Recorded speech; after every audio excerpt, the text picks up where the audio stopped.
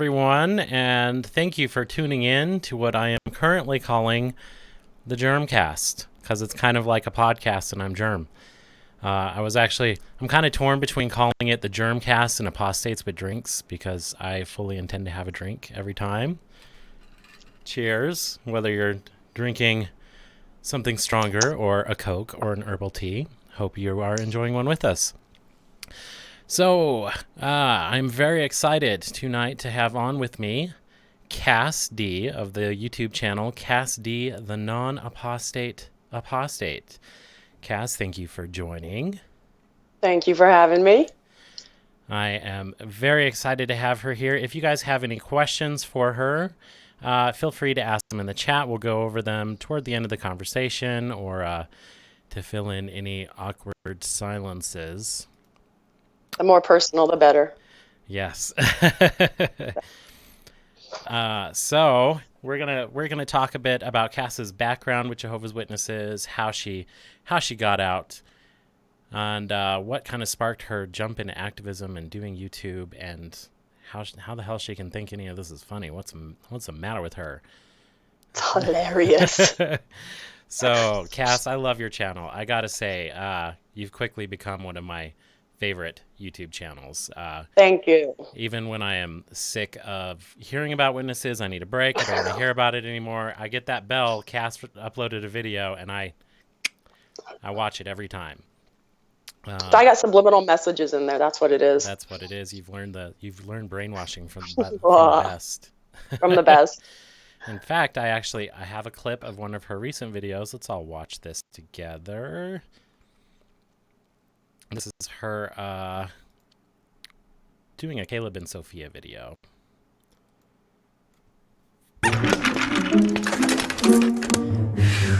What's wrong, Caleb? I can't find my airplane. I can see why. Do you know what will help you to find your things? Not being a disgusting little pig, that's what. What? By keeping your room neat and clean. Did you know Jehovah has a place for all his things? Huh? Jehovah has a place for all his things. Well, of course he does. Like the planets. They're always moving, but Jehovah made them stay in their orbits so they don't crash into each other. That is one of the worst examples. I did not expect that. That is one of the worst examples I've ever heard. Now, if Jehovah was taking the planets out and juggling them once in a while and not putting them back, no, the example they just gave is when you put something somewhere, it will still be there when you go back to it, like the planets. And how are they explaining meteorites that come crashing into the earth? Is that because Jehovah didn't put his things away? Same with. So, yes, that's a little taste of what you will find on Cass's channel. I do have a link to her channel in the description below, so if you are not already subscribed, definitely click on that and give her a subscribe after the show is done. I think she is almost to 1,000 subscribers. What are you at, 960? So close, 964-ish, Yeah. 964 and a half. So pretty close. It's a huge YouTuber milestone, so let's see if we can get her there. Excited. Yeah. Let's show this to Great Dane real quick. She wanted to see the cub. My There you book go. of horror stories. I love it. Where did you get that? It was off of Redbubble. I always have to go back and dig for the link. I should just have it saved because everybody's already asking for it. Yeah. But I don't know. It's not anyone I know that's in the community. I had just stumbled on it one day. They've got T-shirts. Yeah, quite a bit of stuff there. Nice. Well, maybe Looks I'll like add take that coffee. to the description as well. So your channel strikes a good balance, I think, of informative and funny light. But it wasn't always just shits and giggles, was it?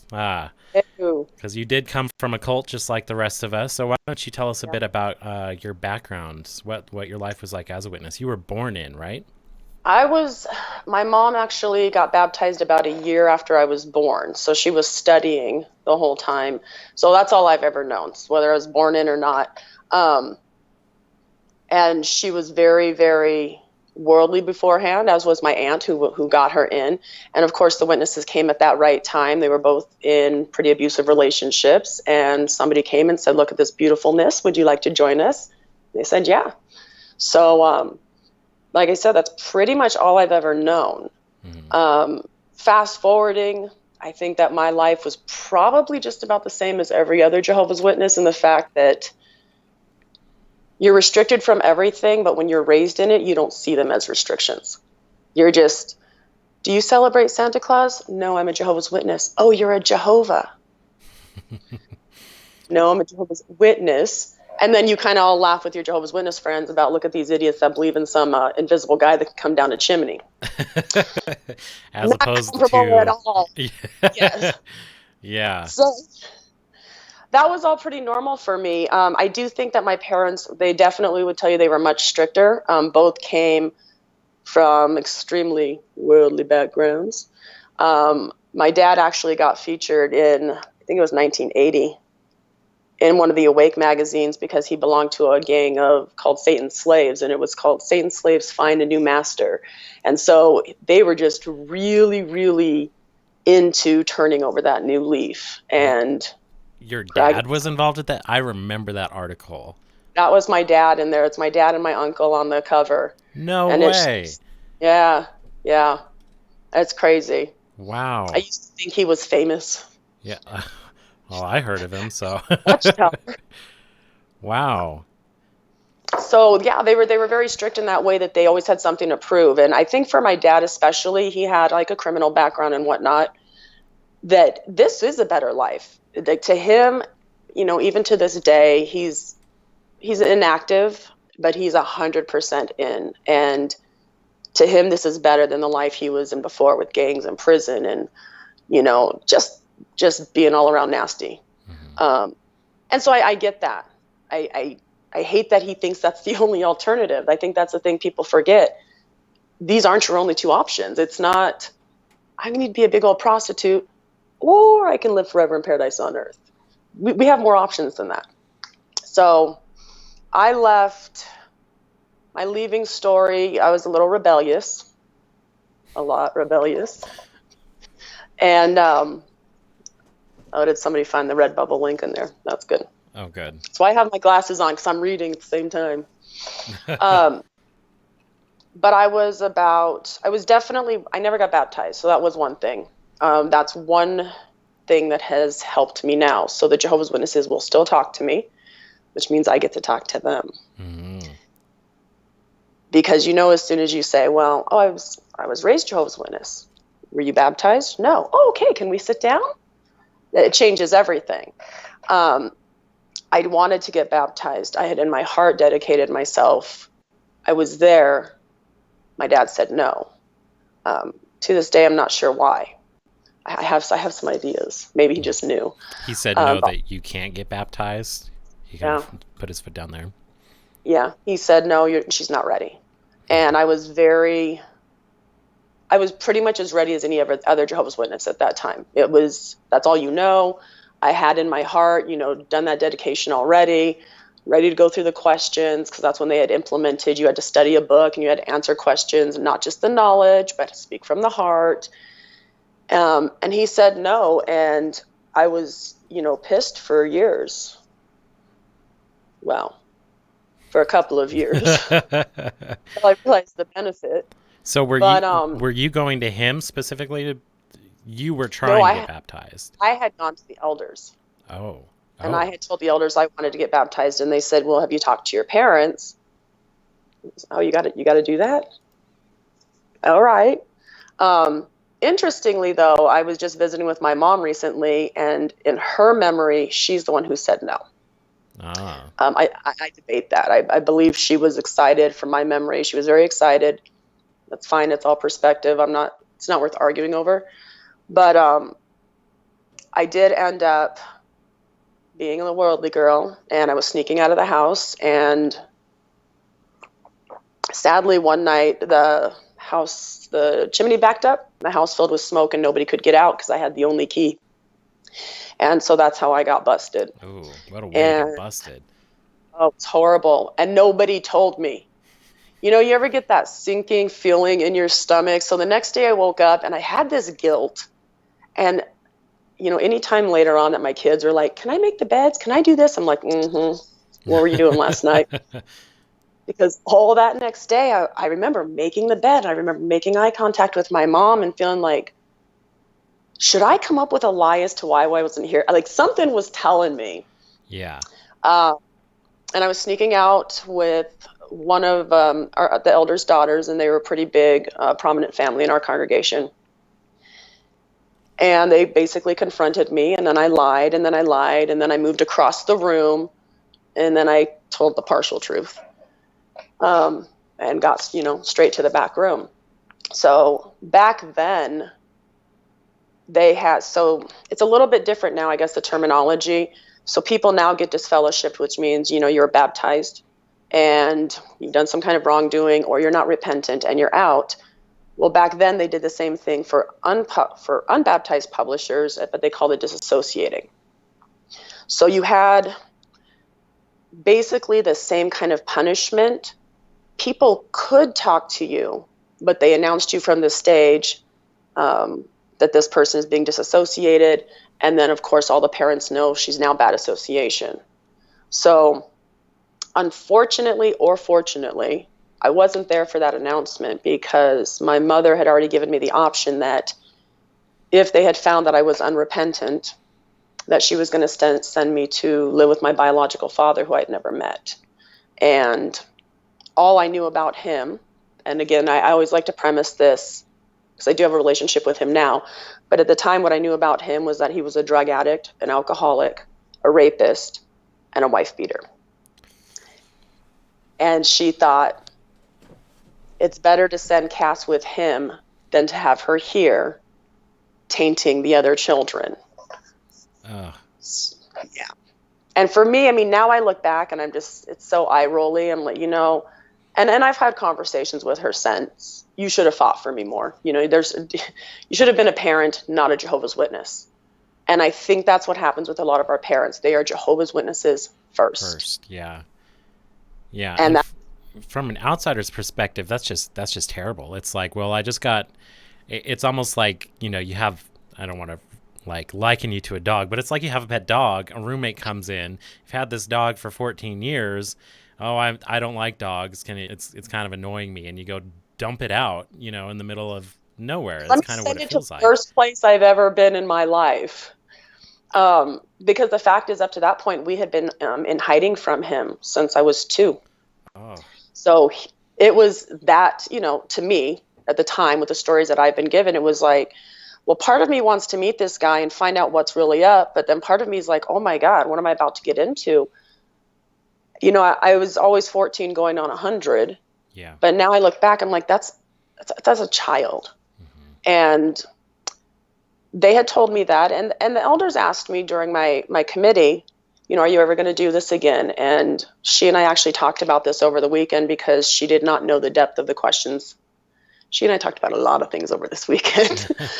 But she didn't know the depth of the questions. And they had asked me, are you going to do this again? And I said, well, in my heart, no.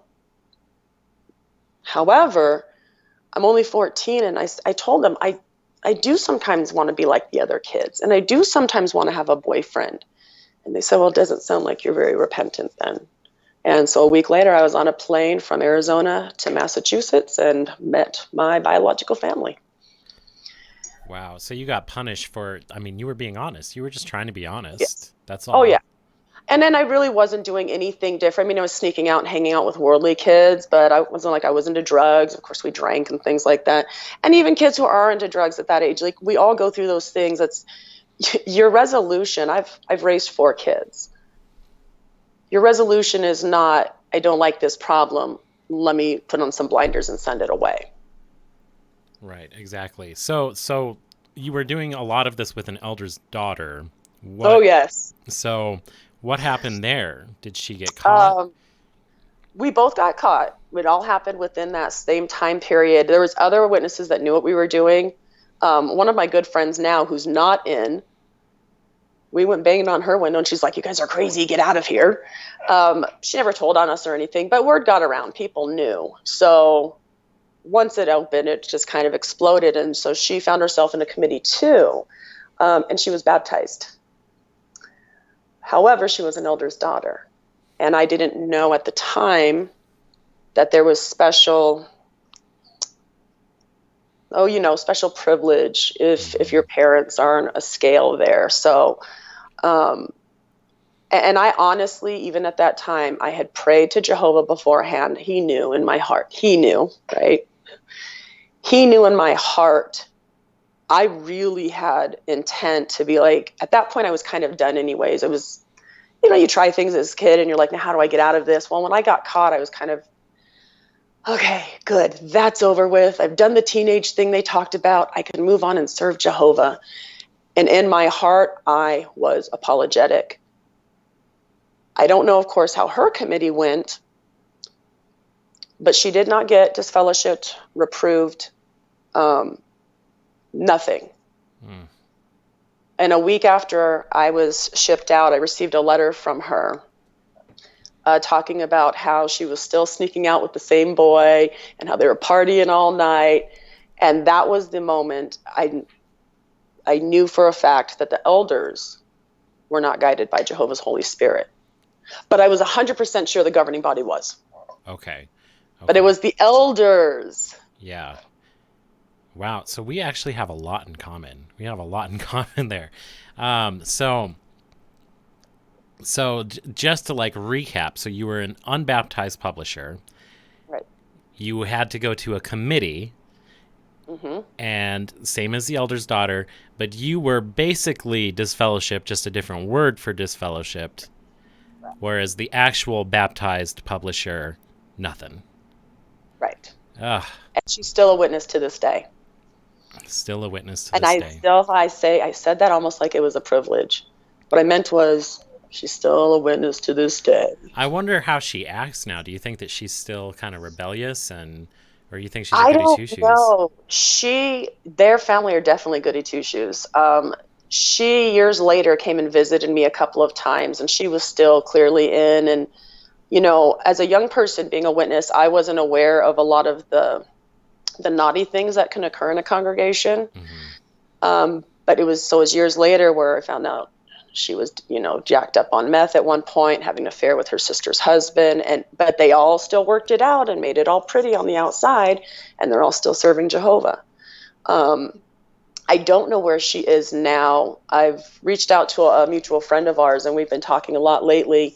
And she talks to them more, but I said, I want to get my hands in there. I want to know what they're like now. Yeah. I don't know how they present.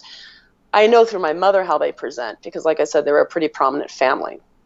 They had lots of aunts and uncles and cousins, and they could get away with some of the members in their family missing meetings, every other Sunday because they had a migraine. But that was okay, Okay. So, and then they had the stronger members of their congregation or of their family that were just top notch. So, I don't know how she's doing now, but I'm thinking I'm doing better off. So. Yeah. Well, let's hope so. I believe that you probably are. So up to the point that we're at right now. So your mom basically ousted you to your dad's, who you've heard basically nothing but terrible things about. How did that go? For him, it went very well because he'd been looking for us for years. And so her and my story will conflict a little bit. My story and his story are identical, but then again, we had nothing to lose. We didn't kick our dog. He had received a phone call, and poison was the word. She said, this is your ex-wife. Cass is screwing up. We're sending her out to live with you because we can't have her poisoning the rest of the children. And he said, put her on a plane and I will be there whenever. Never mind if she poisons you and your family. I mean, yeah. God. Yeah. If you're really poisonous. You have children? Which he did. He did. He had to send them over there. Yeah. And my father who raised me, who to me is, he's my stepfather, but he's the father that I have always known. Very, very hard Hispanic. And the morning I took off to get onto the airplane, he came up to me, and I thought, we're going to have the Lifetime movies weren't around yet. but we're going to have a lifetime movie moment. And I had my suitcases. I set my suitcase down and I looked at him, and he just looked me directly in the face. He said, "You don't call the house anymore. You don't talk to your mother. You don't write letters." We didn't have email and internet back then. "We're done with you. This family is done. You belong with them now. Don't talk to us anymore." And that was it. I got on the plane. My mom said those famous last words, "Remember Jehovah." And then I landed over in, I think it was Hartford, Connecticut. And I was there for about a year. I had no contact with my family. It was really great because I got to have different experiences. But it was also really horrible because I was 14, 15, and going on 16. And let's not get dark. But that was the year I had attempted suicide. And it wasn't that there was anything dramatic going on in my life. When I look back, I was a teenage girl going through the same thing that all teenage girls go through. Mm-hmm. And I had a middle-aged man who I didn't know to talk to. Yep, that was it. Because my mother was gone, my sisters were gone, my aunts were gone. And so when I look back, it wasn't the events or that anything serious was, this boy broke up with me, I'm done. I had no one. And that was probably the peak of what I experienced as far as shunning, and can now as an adult relate back to and look back and go, well, that makes sense. It's all over anyways. Jehovah doesn't love you anyways. What does it even matter? And when you don't have anyone, So I did eventually make my way back home. Said a little over a year later, my biological father did have a little bit of a crazy life. And I was done. And I called my mom and I said, I'm ready to come back home. And of course, the key question, do you love Jehovah? Oh my God, I love Jehovah the most. Like more than everybody else. Yeah. Yeah, all this love. I didn't even realize until this moment all the love I've been building in my heart for them. So she flew me back home, and I had completed the 8th grade, part of the 9th grade back east. And when I came back home, one of her rules were that I could not go to school. And so for the longest time, that agonized me. Even as I had kids, I hated the fact that I have an 8th grade education. Mm-hmm. They're afraid of the worldly people. And, here's the thing. If you have so much faith in Jehovah and you have so much faith in the governing body and in all of the information you're giving us, then you know what? Let us out to the world, because it should be fine. That should be enough. But as you know, it's not. They're terrified of the world.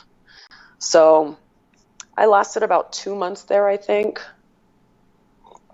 and found the first boy that would give me attention, and moved in with his family and was in that marriage for about 17 years. Wow. Yeah.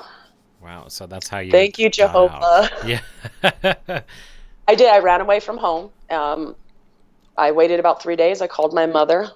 And this is funny, and I'm sure everyone out there who's been a witness, you hear this all the time. I ran away on a Saturday. I called on a Monday. I said, "Hey, Mom, I just wanted to make sure that you know I'm okay." And she said, "Well, how kind of you." I said, "Just, I'm not kidnapped, but I am safe." "Well, you can't come home." Then we're on the same page. But I think back, I'm like, that's a 16-year-old kid. I look at my youngest is 20 right now. I cannot imagine having that conversation with her. And she's an adult. Yeah. And so her next sentence is, "Well, in the next town over, about 10 minutes away, we have some lovely new sisters. It won't be anybody from this congregation, and I'll get you her name and number so you can start studying with her." Oh, that sounds great. Okay. Well, let me get my paper right now. Yeah. Were you ever tempted, though? Were you ever tempted to go back? Did you ever hit a I was never tempted to actually go back. I've studied with the witnesses many times over the years. And I realize I never am listening to what they're saying. I just had a handful of things that I disagreed with. that I was always trying to pump into them. Yeah. But to actually go back, so I knew for a fact, I still think about this, and especially after fully waking up last year, I'm back and forth of how did I really feel about things, because you really have to go through and think about how much of your feelings were told to you, how much did you really want. The family that I had married into, my ex-mother-in-law was a huge born-again Christian, so I was born again a few times. I was like, I'll try anything. I studied with the Mormons for a while, and it wasn't that I wanted to find something to believe in. I just wanted to understand what people really believed other than what the Jehovah's Witnesses told me they believed. Yeah. And I had kind of gained this perspective that, I believe in a God. I think there's many, many paths to this God, and whatever people are doing to figure that out, that's their deal. So while everybody's sitting here, like I have a tattoo on my leg that says there's no religion higher than truth. Everybody's obsessed about these religions. There may or may not be a truth out there, but everybody's sitting around judging each other. I just wanted to learn as much as I could.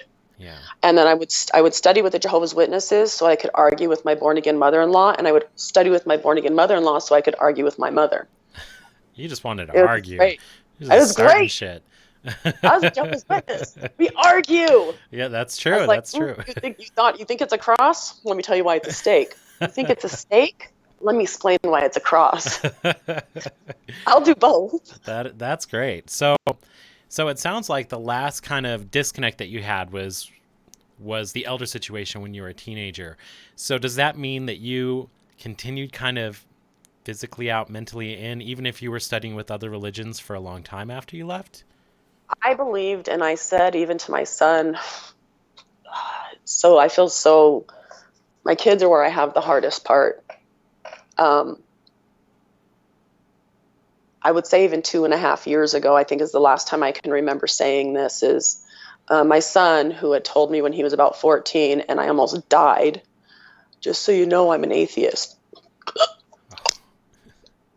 That's what held me back. You know what I mean? And I just, well, why? And he told me, and I just left it alone. That's the kind of parent I was. It's like, okay, that's cool. But on the inside, I was dying. I just, I didn't do enough. And so many, many years later, I'd say about 2.5 years ago, I had come home and he drove up. I said, where were you? And he's like, well, I went to church. Why?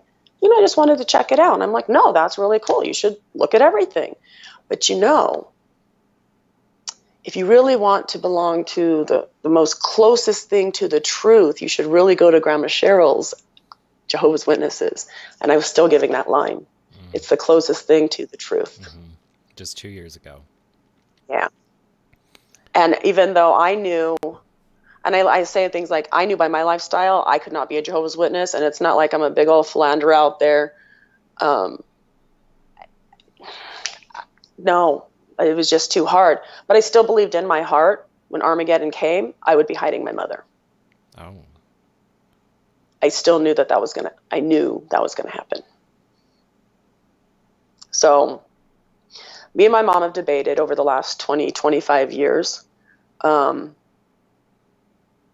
I just kind of separated from it, and I kind of had to because I had a lot of younger siblings that were in, and that's how I can get them to my house. So if there was a Christmas tree up, or if she thought Cass might be into some spiritism there, or what does that mean? She wouldn't let them come around. So I kind of just stifled everything down, and that's kind of how I was able to continue to have contact with my siblings, who are all out, luckily. Wow. Except my older brother. Oh, Lord. Oh, Jehovah. Oh, Jehovah. Oh, Jehovah. So clarify for me. Did you celebrate holidays with your kids? Oh, yes, I did. You did. You just didn't decorate the house. No, I did. I did Okay. Immediately, and those were the times of the year she wouldn't let the kids come over. Or I see. Or like she would come over with a sister and be like, you should study with this sister. I'm like, that's great. I'd be looking at me. I'm like, Ma, you got to leave. It's 2:30. I got the Mormons coming over. That drove her nuts. And so she'd be like, I don't know if the kids can come over for a while now. So it'd be months. And she would go back and forth. And I can see that. I see my mom tries to be the very cool mom and tries to be connected with her kids, but she is a Jehovah's Witness. And everything does come down to that. So yeah, ultimately, as time went on, we had a pretty okay relationship, lots of ups and downs, and more downs, I would say, in the last 5 years, as I was starting to make her be more accountable, and that kind of gets into what you were talking about earlier. When you have trauma, there's right ways and wrong ways to go about things, and one thing you do want to do is address it. Mm-hmm. And if you're like me, crack horrible jokes about it. Yeah. But that was important to me. Yeah. And so she and I have really been repairing our relationship much more over the last year. And that was also, though, about the time that I started really waking up. So what? And Go ahead. Finish your thought. Sorry. You're going to, and what was it? Yeah, what was the catalyst that finally tipped you? Here's the thing. I am not like a super old person, but I don't do social media. I'm not on Facebook. I think I did MySpace for like 4 weeks 10 years ago. So I'm just busy with my own regular life. And I do have a sister that comes, and she's like, knows I won't actually study, but she still likes to come and hang out for some reason. And I tell her all these horrible Jehovah's Witness stories, and she's like, that was just your congregation. And I'm like, you're probably right. But I tell her very honestly, I'm not coming back. I'm not. But you're more than welcome to come, and I'll talk with you or whatever. And she was mentioning this Bible, the new Bible. And the only way I can see that this happened was I think I Googled it, the Silver Sword or the Jehovah's Witness Silver Bible. But in the meantime, last year, I also kind of discovered YouTube. Like, I knew it was out there. I knew people did it for help, but I didn't know it was like how it is. And somehow through my feed, I don't know if it correlated somewheres with Google, I got the drew a blank. A recommendation? Yeah. But it was a recommendation for critical thought. And it was JT and Lady C, and it said something, Bethelite tells all. And I was like, yeah. No, but it's a Bethelite. And so I started watching it, and, we talked a little bit about, I was very comfortable with him because he presented like a Jehovah's Witness that I knew. But eventually I started getting other suggestions, and they freaked me out. They scared me. I was like, those are clearly apostates. These people are just informative. But things started clicking, and at some point I ordered Crisis of Conscience, and I remember being terrified of it, even coming in my mail, and my husband went out to check the mail, and it's in a brown package, and he's coming up to the house going, hey, everybody, she's got Crisis of Conscience. And I'm like, shh. Like, I think my mother can hear me. It's like, they're gonna know. It's like he's waltzing up with porn or something. Yes, I was terrified. I was like, say that. Like, somehow, like, what? Somebody's gonna know. You just get that horrible fear is stuck in you forever. And I started reading it, and my heart was just breaking while I was reading it, because I knew things and that's why I say, I wouldn't say that I was completely mentally in. I believed in certain things, but I still questioned them. But when I left, there was no internet. There was nothing I could validate. I used to go try to find books like at our library in our little one street town. I did not know all this information was out there. And when I got my hands on Crisis of Conscience, it was just validation. Really simple things for me. I remember one night I was reading about, so to back up a little bit, my father was Hispanic. We spent a lot of time in Mexico. All of my family from him are in Mexico. And it wouldn't be uncommon for them to leave me in Mexico. And one of my main memories was they let me know I was going to go stay with family and friends, and there's kids my age, so it was all good fun. But they said you need to be very careful because it's illegal to be a Jehovah's Witness in Mexico. So they don't meet in kingdom halls. You're going to meet at Tia's, your aunt's house, and people are going to come in. You can't pray out loud. Okay, well, first of all, please don't leave this white girl. That's the first thing I'm thinking now. Don't leave this white girl who's a Jehovah's Witness in Mexico where it's banned. This is the worst thing ever.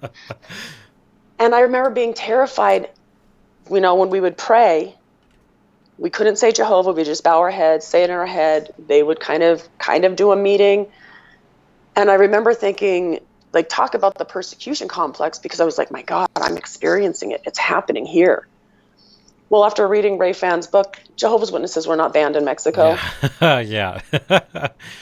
And I had that moment one night, and my husband was like 2 a.m, and I was out reading, and he's like, comes out, and I'm like, I have tears, and I'm like, I've been telling people that I was under great persecution and risk. It was all bullshit. Yeah.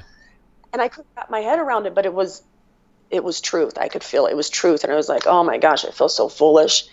I felt foolish. And my husband helped me so much because he's never been a witness, but he's also never seen me fall in pieces. And that's kind of how I was. I was just like, I lied to my children.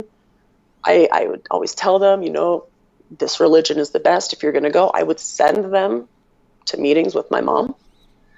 That could have ended really badly. Yeah. So that's where it kind of hit me last year. And it really happened. I think it happened a lot faster for me than most, because I think I was already so much out. It was almost just like I needed other people to tell me. And now as I talk to everyone else in the community, and people say, well, it was just our congregation and it was just our elders. And I'm like, yeah, that's what they told me too. This is bigger than all of our congregations. And immediately I was like, I'm not livid anymore. I was livid for a bit. Now I'm just like, you messed with the wrong XJW. Yeah. Well, I'm so glad that you kind of came to your senses, I guess. I really relate a lot to your story because it's really hard to explain to people. Like, I mean, yeah, I haven't stepped foot in a Kingdom Hall since I was 17, but I mean, just like you said, I was telling people for years, oh, they definitely have the closest thing to the truth.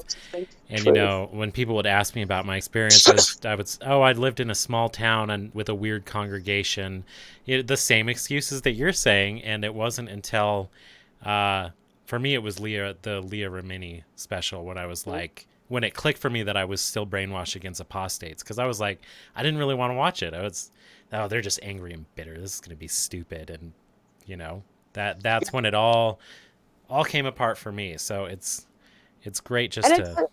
It happens for people at their right moments. I think I'd mentioned to you, if this was 10 years ago, I don't know. I was so busy with my kids and with this, I probably would, I'm sure it's fine. You turn a blind eye, and people often, I don't know if you get the same thing in your comments, well, it's been 25 years. What do you care? Yeah. You need to get over it now. Yeah.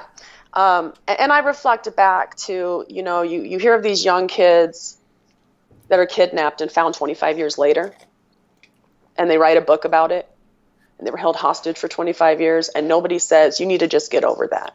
Right. Trauma is trauma, and if you have a way to get a message out to somebody to say, hey, you need to avoid this, especially to me with people with kids, it wasn't horrible, but I actually didn't know any better, so I don't know what less than horrible would have been. Yeah. But yeah, to get that out to people, to me, the biggest thing is you're not alone. People who are even questioning. I know some of my siblings that they are out. I know they're still a little bit mentally in. I think I've told all of them about my channel at this point in time, and then they said, "Did you tell mom?" Have you told mom? No. Kind of. Oh. Kind of. We'll get the full story on that later on, but okay. I showed her 1.5 of my videos, and she said, "Are you speaking against the witnesses?" And I didn't answer that question. I said, "I'm talking about my experiences growing up, raised by you and Dad, and we had a very volatile house, and I'm speaking that truth. And I also happen to be a Jehovah's Witness, so that's going to be in there too. Yeah. Anyways, would you like another glass of wine? So that's how we kind of sidestepped all of that. Smooth. So, Yeah. But this way, if my nosy older brother who is still in, and I know he's one of those researchy types, stumbles on my videos and he can be like, Mom, Cass is an apostate. She'll be like, she already told me about that. She's just telling her story, which is true. Yeah, there you go. It's very clever. Yeah.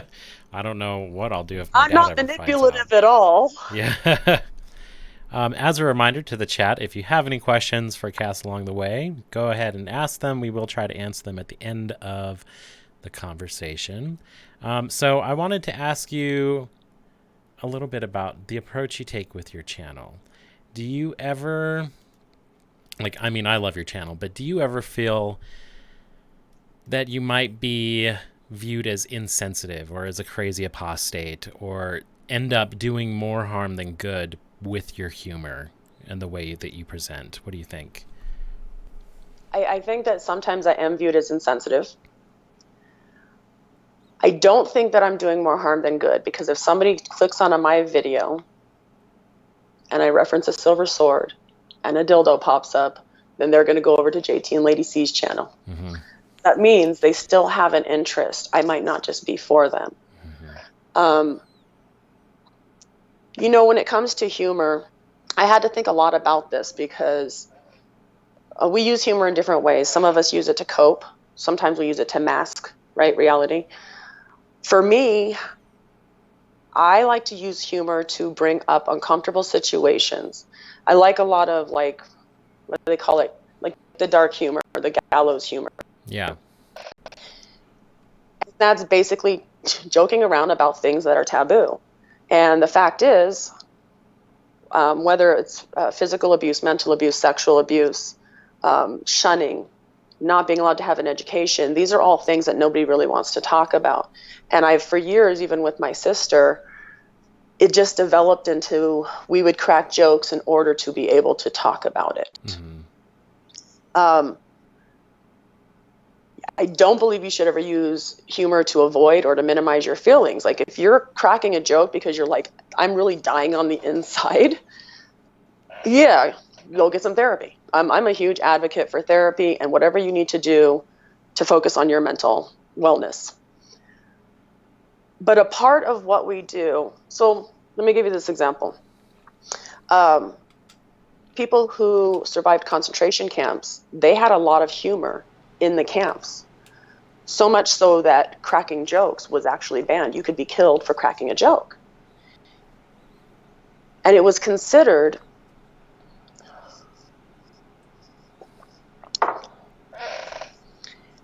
that they were actually being able to hyper-focus on what their situation was and to be honest about it. So that's what I do. Mm-hmm. I like to be very transparent. So some of the stories I tell, I don't like telling. My parents were abusive. Now I have such a strong relationship with my parents, but it's taken years. But that doesn't mean I can go back and change the story. This still actually happened. This is how I'm going to tell it. And then I'm going to make you feel uncomfortable so that we have to talk about it. Yeah.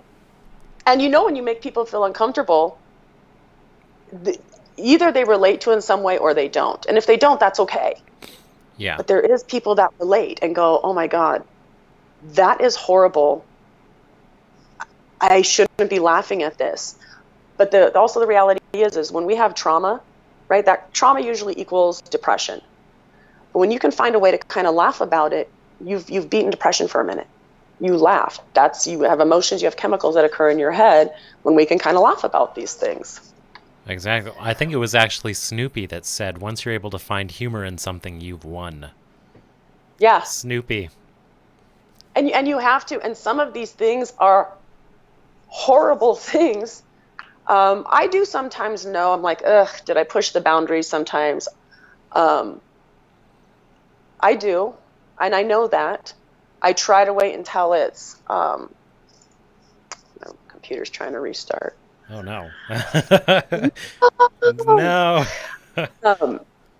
I know that it does make people uncomfortable, I think that my husband is the best person because he'll be like, man, that was too far. And I'm like, too far?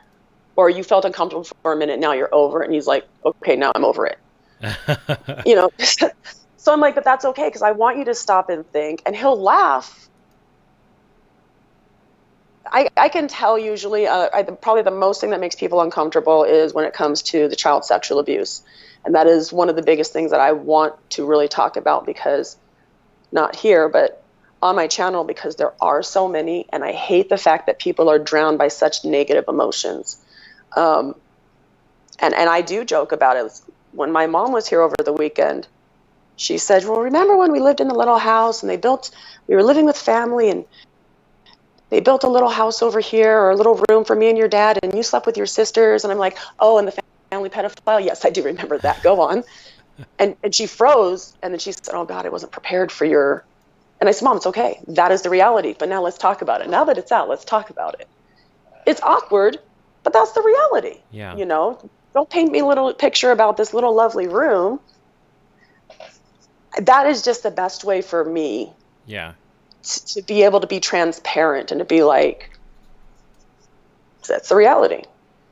Yeah. Go ahead, finish your thought. No, okay. You go. You have to reel me in, because I go on forever. Well, it's great. You're making my job really easy.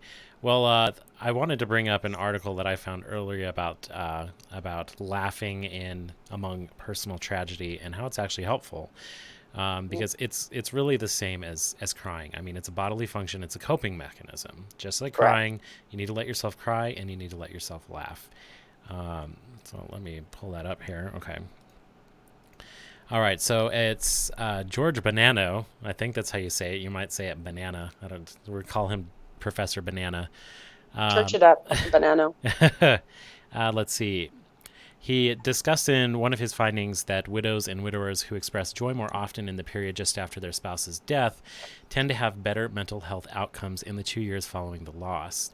He concluded that people who showed genuine smiling or laughter when they talked about their loss cope better over time, and that the tendency to find humor in dark moments facilitates healthier outcomes by providing a reprieve from constant gloom. And then it goes on to say, and I think this is the part that was really interesting, is that it's one of the best things about finding humor in trauma is that it puts everyone around you at ease. Because even though we want to sympathize, we want to be there for each other, it can be really taxing to be around someone that is always down. And, you know, it's just the truth. You don't want to admit it, but when someone is always down, people start to drift away. And when you're able to find humor in your pain, it helps people stick around and keeps you from further isolating yourself. Especially as an XJW, if you're being shunned, like the last thing you want to do is even further isolate yourself. I just wanted to bring that point up. No, I think that is spot on. I think it's a really great point, because as I was processing this, I'm like, I don't know, humor, whatever comes out of my mouth, that's what comes out. But there are times that we want to cry and we want to be sad, but I don't want to live in that way. I don't want to live. I don't know. It's such a huge reality, right? All of our histories and our past, there's a huge part for me, especially of, I guess, of just my history in general. And I don't want to sit around being like, and then this happened, and then this happened. And with a lot of my siblings, I can tell that they're still dredged down by it. And so when I kind of crack a funny, I almost did one just now. So no, my sister was like, and he said I was the best kisser ever. I'm like, well, you've been doing it since you were 5. It better be. And everybody goes, oh my God. And I'm like, it's okay. Relax. And she goes, oh my God. Then she relaxed a little bit. And then that another time gives it up to where she can talk about it and she can. Yeah. So does it feel highly inappropriate to some people? Do they think I'm insensitive? You know, I would argue that I'm even more sensitive. Yeah. And that I'm taking the time to, that, you know, that's just how I am. And that doesn't mean I don't process things. I still absolutely do. You know, if I'm in a funeral, I'm not going to crack a joke about, you know, I wish my dad was dead. I'm going to wait till it's appropriate. Right. Yeah. Well, and there was something that you were saying in another one of your recent videos where it was a message to apostates, I believe, and you were talking about, and you've covered some of it already, but you're talking about how there's a different activist and YouTuber for every stage of your deconversion. Like you said earlier, when you first started to look at the videos, you know, it was JT and Lady C. They looked like witnesses. They were the channel for you at that point. And Speak like witnesses, yeah. yeah, and you'll continue on, but the healing process, I don't think, ever stops. I mean, if you ever completely, fully heal from this, I mean, you deserve I'll an give award. you a Yeah, yeah. So for people that have been out for longer, I feel like they'll appreciate your channel more. So you know, when you get those kind of comments, or you know, someone treating you as if you're being offensive, it's just not their time yet. They'll come back around when they're ready for you, and they'll love you. Okay, great. Thank you. Somebody has to. I love your channel. I think it's just the Thank best. you. I feel like I'm like attacking you. I'm really not attacking you. I just wanted to talk about that. Okay. So we're winding down here. I wanted to look over some of the questions that have been sent in for Cass D. Are you ready? Quiz time. Okay, let's see. What's the first question? I didn't get to study. All right, so I actually have a question from my mother. She is asking, No, Mom. Yeah, she's asking. Can I give you my mother's phone number? Go ahead. Oh, don't Go. do it. It's a trap. No. Is there anything from your Watchtower programming that you still do today that you are trying to overcome? Oh man, I'm pretty sure there is. Really ridiculous things. I've still never said bless you to anyone. Oh. Ever. That is very, very interesting. She said that because I was thinking about that today, of a couple of things that I do that I'm like, why do I do that? I don't say bless you. I do donate to other charities, but it took me years just recently to figure out how come I don't donate to other charities, because Royce, well, you know, you can be giving that money to the Watchtower Bible and Tract Society. And so now I like to be a big giver of charities. I curse like a sailor, so no, that doesn't got me. I would have to really think about that, but the bless you thing immediately comes to mind. I do catch myself still praying. Okay. And a lot of people do ask me, and I'm not at the position to answer the question yet. They're like, well, do you believe in this? Do you believe in that? You know what? I'm still working through what I believe. But even before we started our cast tonight, immediately I was like, Heavenly Father, Jehovah, what are you doing? What are you? I don't know. It's habit. And even though for years I don't pray to a God in that way, I feel like we're almost praying to ourselves for strength, and we're praying to ourselves for whatever. But there, I think there's a lot of habits that I don't pray over my food. I haven't done that in years. But no, yeah, that's about it, I think, on that one. I've got to add mine on the bless you thing. I actually do say bless you, and I get really mad now when, I mean, I'm an atheist too, and I get mad when other atheists are like, don't say bless you. I don't believe it. My boss at work gets mad every time I say bless you, and I'm just like, can I just say it, please? I want to say bless you. You don't understand. Just let me say it. My kids say it. I get out of it. I'm like, well, I'd say bless you, but I don't think your spirit just flew out of your nose. And then everybody just looks at me, and I'm like, oh God, awkward JW moment. That's fine. I don't care. Okay. Next question is from Wire Rubbish Bin. And the question is, does being one of Jehovah's Witnesses really make people feel so bitter towards Jehovah and religion generally? I don't think that I'm bitter at all towards religion. I believe that people have the right to practice what they want, so long as no one else is being hurt. I think that some people will be surprised. It's not that we are against the Watchtower Bible Tract Society. We're not against Jehovah's Witnesses. We are against certain policies they have that cause harm. You definitely can't say that I'm against Jehovah, because I still haven't revealed what I do and do not believe in. But I do think that a lot of people, let's just replace Jehovah with God in general.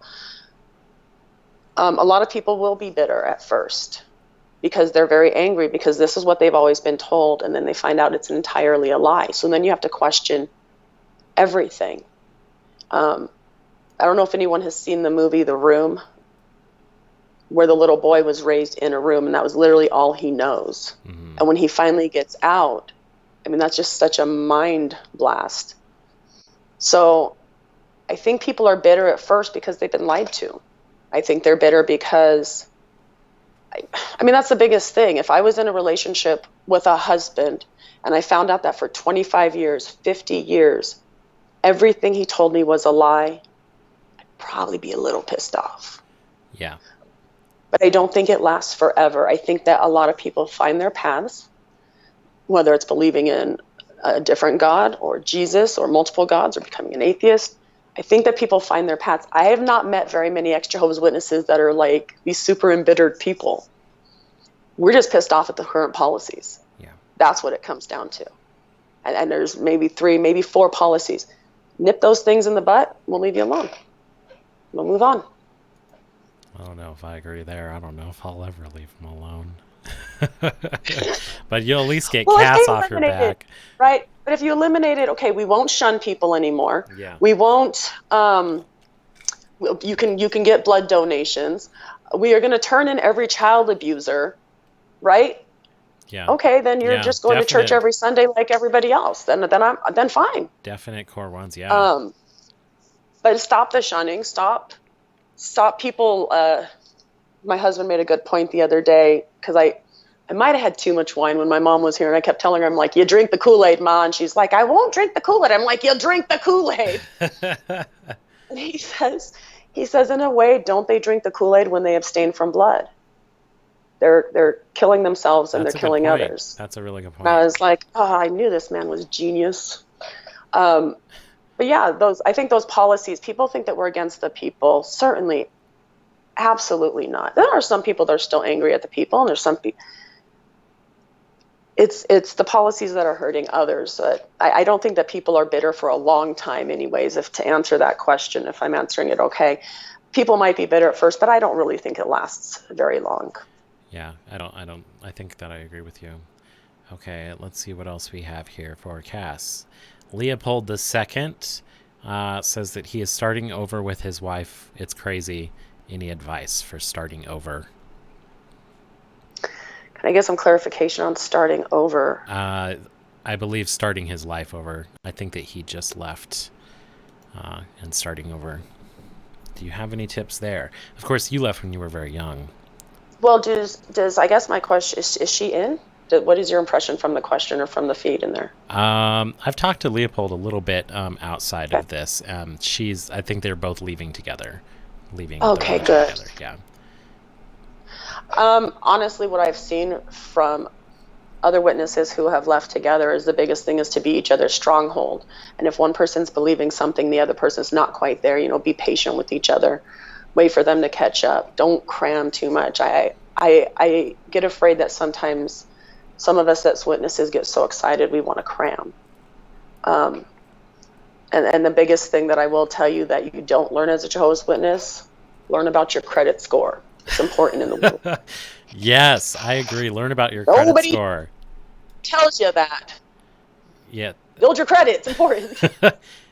Yeah, and politics. Like, learn the law. Man, I didn't realize how little I knew about the law. About the law. Oh, government. Yeah. Oh, it still kind of spins me around. My kids school me. Do they? They help me out. I'll ask them questions. Yeah. Okay, let's see if we have more. Constellation Pegasus asks if you have you bought any old Watchtower literature? Do you have any at all? I do. You do? I do. I obviously have the bound version that my dad was in. I stole that, but I prayed about it first. It's okay. Okay. I kept a couple of things. I didn't have a lot of stuff because when I left with nothing. I had a little Albertsons bag with one outfit in it. So I literally had nothing. But through the years, when people have studied with me, I've accumulated things. Last year, I asked my mother to send me a Revelation book. And she said, well, honey, we don't pay attention to that anymore. I said, but it's the only thing I remember. Can you send it? So she did. Oh, good. What else do I have? I have the All Scriptures book. I still have my reasoning book. I still have a book of Bible stories because that was given to my kids when they were little, and it's still in great condition. And then when I went to visit my family a couple of months ago, one of my younger brothers had given me a bunch of yearbooks and the ministerial book. And anytime I hear of these witnesses, don't destroy anything. Yeah. Please save these things. But I haven't actually, I bought a Caleb and Sophia video. I saw it at a store and I saw the word Jehovah on it and went, what the hell is this? And then I turned it over and it said Watchtower Bible Tract Society. So I bought that. Oh, Was and I bought a lift. DVD or like? Yeah. I had no idea that they were printing those. Oh wow, and it's like still super creepy, Caleb. That must have been the first one. So I saw that and I was like, is this? It is! Society of Pennsylvania! I wonder if they have like toys and stuff. I saw... I've seen them.